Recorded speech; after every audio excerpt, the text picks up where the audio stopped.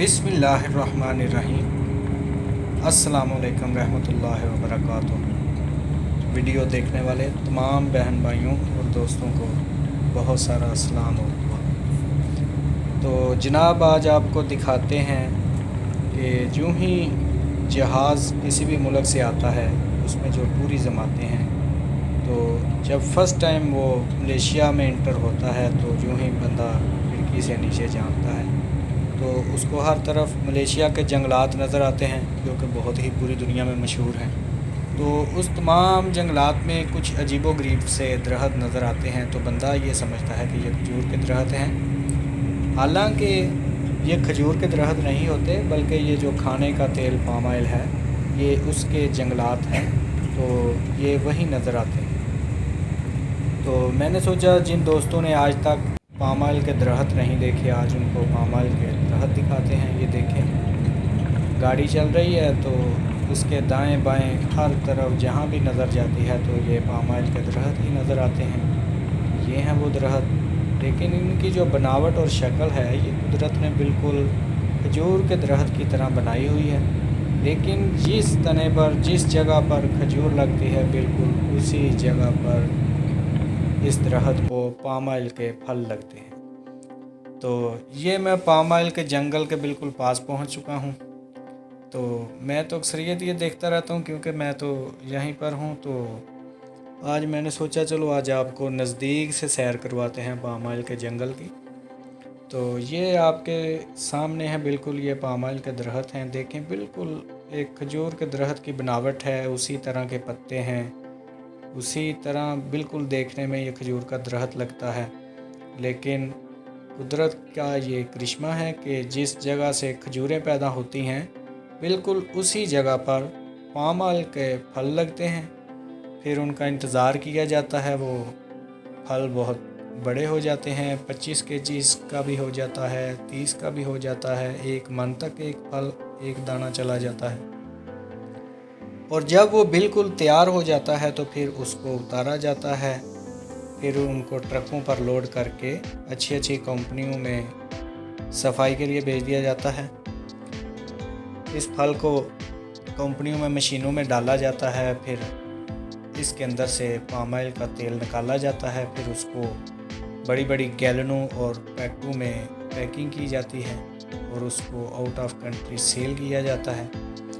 Malaysia का जो खाने का तेल पाम ऑयल है इसकी सबसे जो बड़ी मार्केट है जहाँ पर ये मलेशिया सबसे ज़्यादा पाम ऑयल का तेल सप्लाई करता है तो वो कंट्री है इंडिया। मलेशिया से सबसे ज़्यादा मलेशिया से जो पाम ऑयल ख़रीदा जाता है, जो ख़रीदने वाला मुल्क है वो इंडिया है।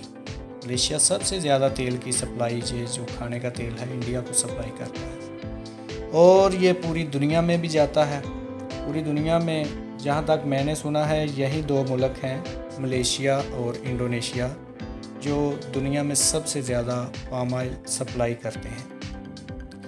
तो ये एक बिल्कुल जिस तरह पाकिस्तान में मुंजी की फ़सल काश्त की जाती है, चावल की फ़सल काश्त की जाती है, बिल्कुल इसका भी सेम प्रोसेस है। इसकी भी पनीरी लगाई जाती है, फिर उसको निकाला जाता है और फिर इसको लेकर ये जो बागात की ज़मीन होती है लोगों के पास ज़ाती, इसको वहाँ पर काश्त किया जाता है, फिर इसके दरख्त जवान होते हैं और फिर इनको पाम ऑयल लग जाता है। तो फिर जनाब इसका इंतज़ार किया जाता है, फिर पाम ऑयल बड़ा होता है, फिर उसको उतार कर बेचा जाता है और फिर इस तरह से ये लोग अपनी रोटी रोज़ी हासिल करते हैं।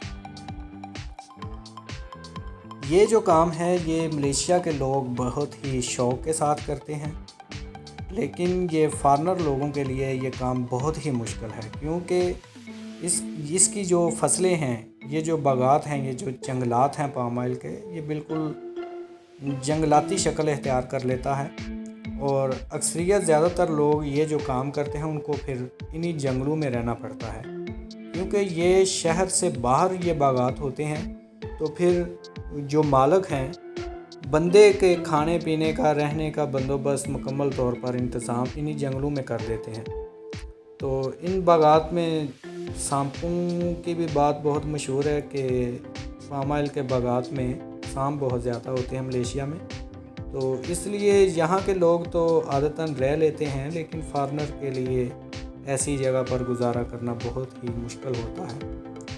तो इसकी भी बिल्कुल वैसे ही चावल की तरह इसकी पनीरी लगाई जाती है, और बिल्कुल इसको भी फिर कतारों में एक जो भी तजर्बे के तौर पर जो भी वक्फा रखा जाता है, इन दरख्तों में कितना फासला होना चाहिए, उस फासले के हिसाब से बिल्कुल लाइनों में इस फसल को लगाया जाता है। देख सकते हैं आप, बिल्कुल लाइनों में कतारों में लगा हुआ है पाम ऑयल का ये जो जंगल है।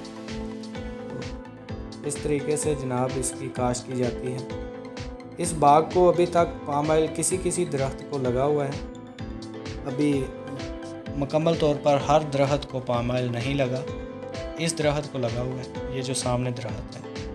बस इस तरह चंद एक दो दरख्त नज़र आ रहे हैं जिनको पाम ऑयल का फल लग चुका है।